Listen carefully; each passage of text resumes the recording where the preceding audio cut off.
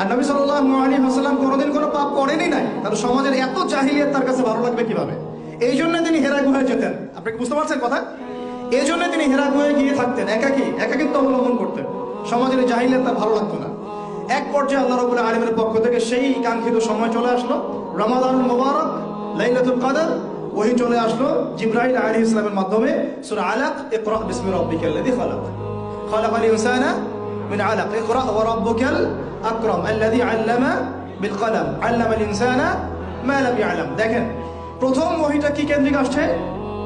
পড়াশোনা কেন্দ্রিক। আল্লাহ পাক কিন্তু বললেন না শিরক করো না, মূর্তি পূজা করো না, ব্যভিচারের কাছেও যেও না, তোমরা একে অপরকে হত্যা করো না, পর্দা করো, যাকাত দাও। আছে প্রথম ওহীতে কি আছে? পড়ো পড়ো পড়ো।